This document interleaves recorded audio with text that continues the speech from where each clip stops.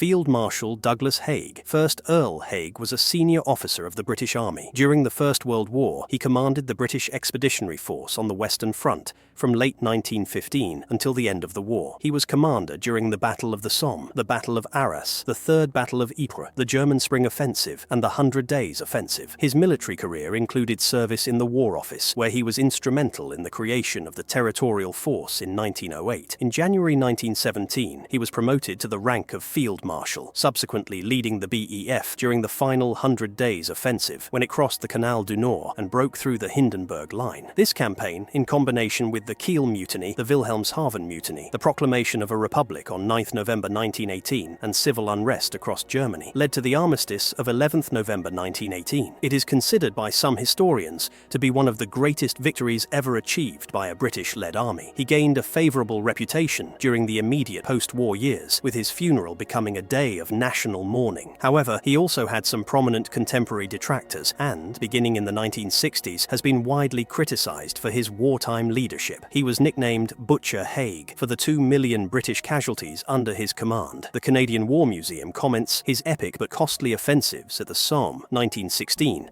and Passchendaele, 1917, have become nearly synonymous with the carnage and futility of First World War battles. Major General John Davidson, one of Haig's biographers, praised Haig's leadership, and since the 1980s, many historians have argued that the public hatred of Haig failed to recognize the adoption of new tactics and technologies by forces under his command, the important role played by British forces in the Allied victory of 1918, and that high casualties were a consequence of the tactical and strategic realities of the time. Haig has commonly been portrayed as an inept commander who exhibited callous disregard for the lives of his soldiers. Sometimes the criticism is more against the generation of British generals which he is deemed to represent, a view aired by writers such as John Laffin, British Butchers and Bunglers of World War I, and John Mosier, Myth of the Great War. Alan Clark's book, The Donkeys, 1961, led to the popularization of the controversial phrase, lions led by donkeys, to describe British generalship. A critical biographer finds no evidence of widespread contempt for Haig. The claim that ordinary soldiers universally thought him a butcher does not accord with their continued willingness to fight. Haig was played by Sir John Mills in the 1969 film